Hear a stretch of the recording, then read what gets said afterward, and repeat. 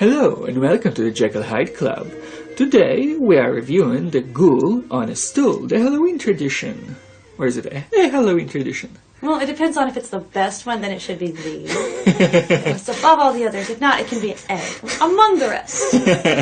We are reviewing all of the Halloween tradition toys to our knowledge. We have one more coming, and then we're going to add it. We're going to make a Halloween traditions playlist, so if you have friends with kids that you think would enjoy some Halloween activity toys, do send them our way. If you guys are new, do subscribe and check out our other spooky videos. We're doing something Halloween every day. We practically do on our channel anyway, but definitely amping it up right now.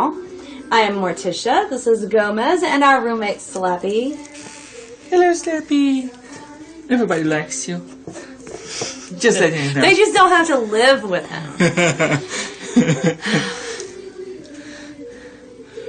So, let's see.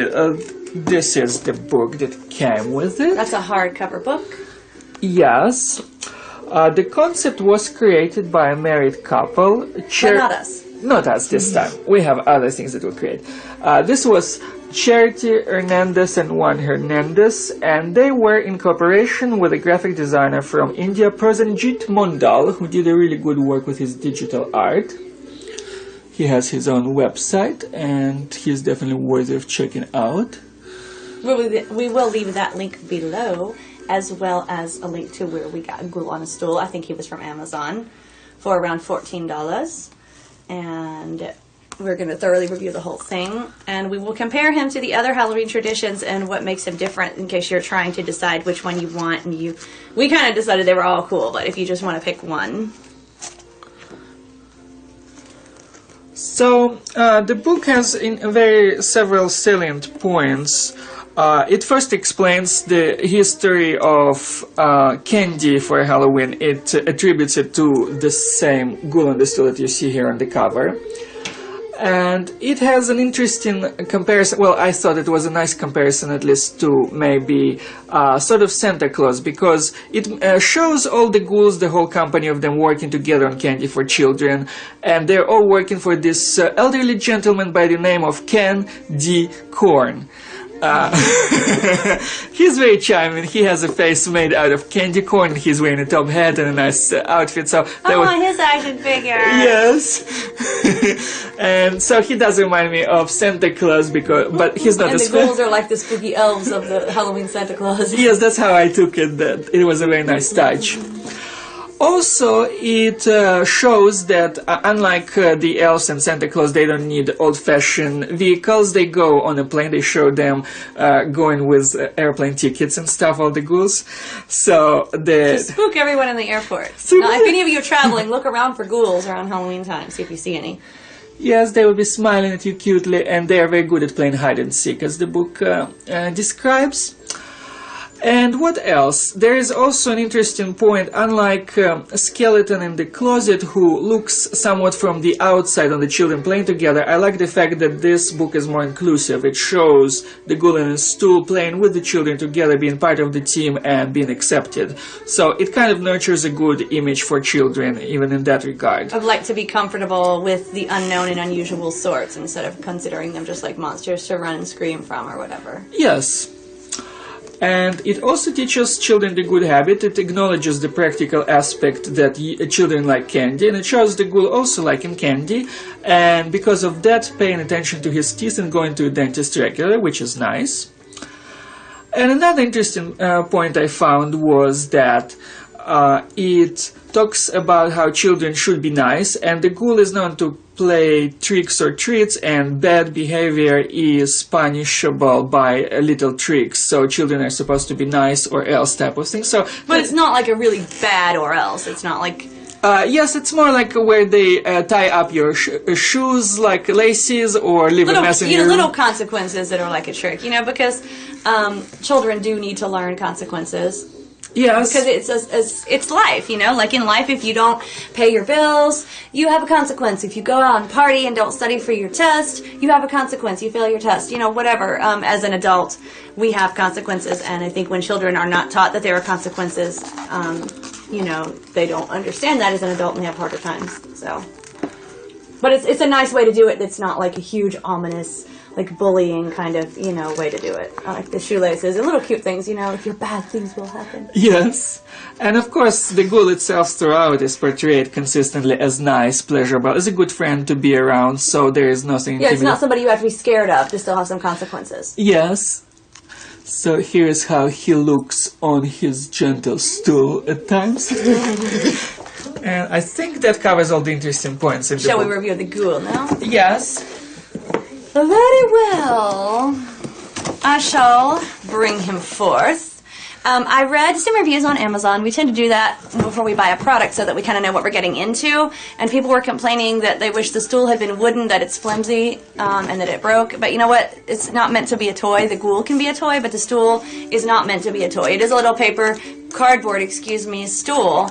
But, you know, I don't think it's meant to be a toy. So I don't have a problem with the fact that the stool is wooden. He came tied down in the box. You know, a lot of toys do. He was okay, easy enough to get out. If you watched enough, you would know I've complained about toys that are not easy to get out of the box. Anyway, he was relatively easy, but I had to tie him back down to the stool to make him sit on the stool. Yeah, there's a stool. I'll show you that more in a second when I take him off. But I had to tie him down or else he won't stay on the stool. Now, I don't really care because we just love ghouls and fun Halloween creatures. If you watched any of our hauls from last year, I was saying that I think you always hear about ghosts and goblins and whatever, but you don't see a lot of goblins or ghouls for Halloween decor. You just see like skeletons and ghosts and witches, and I love all those things. But they mention, you know, you hear other Halloween icons mentioned that you don't really see in decor a lot, and ghouls are one of them. And this is such a charming, cute little ghoul. I just got him because it's hard to find ghouls, and I wanted a ghoul decor piece. So I'm not really going to worry about keeping him on his stool. He gets to roam free. So I don't really mind. But, you know, his legs are made to where he can sit.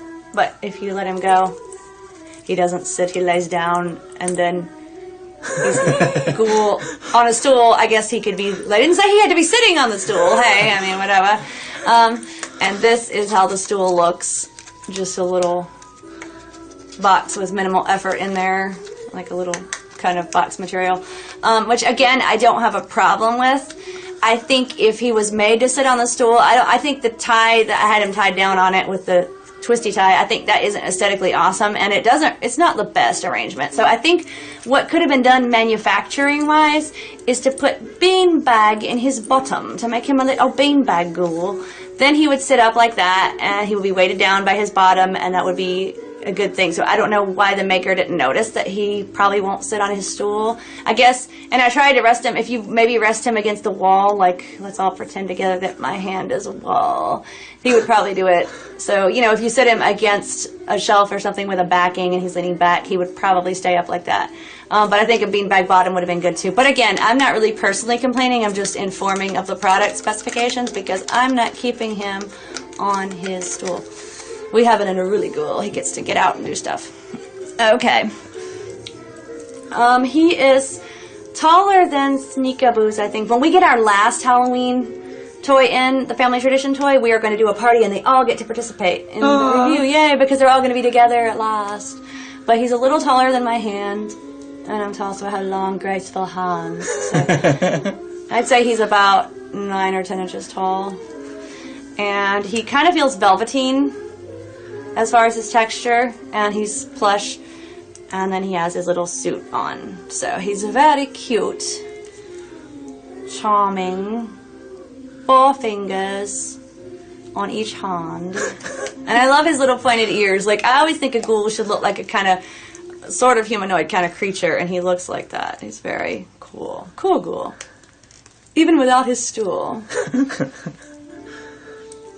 What? I let him hit me in the face. With his ears? Ear. Yeah, he didn't mean to. He's like, you know, sometimes these things happen. That just shows how long they are. Yes. Would you like to hold the ghoul, Slappy? He's like, not really, but I will for the video. Watch me hold the ghoul, everyone.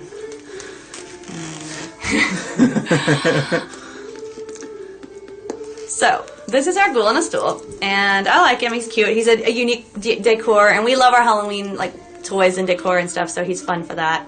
and he's well made, so I think that children will enjoy him, and I think he's a fun tradition. He seems to have a different storyline than the rest. Yes. So, you know, another different aspect, where Switch Witch kind of curbs the candy or is good for kids who can't have a lot of candy.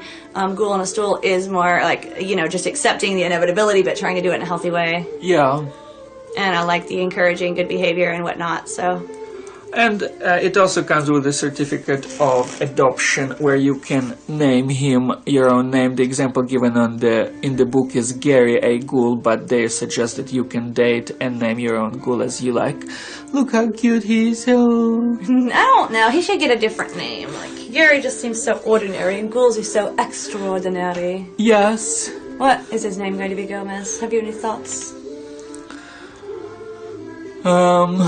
I'll have to think about them and if I can pronounce them. I have some, for some reason, like Arabic names circulating. Well, that's because the Arabic tradition brought ghouls in first, in case no one knew that. Yes, that probably is right. That is my association. I'm thinking of some kind of an Asian Arab ghoul name type of thing, like, no, that would be a female name. I have to think about it. Alright, well, let this be pondered upon. Ruminated. So, yeah. So, I think that's a bit... Like, it's about all we have to say on him, right? Like, yes. I'm happy with the make and the construction, and like I said, just... You gotta sit him on the stool a certain way, and other than that, I don't think the stool is meant to be a toy, so I don't really care that it's cardboard. Whatever. Just, it is cardboard, though, so... And so, yeah. And until next time... Stay spooky, my friends.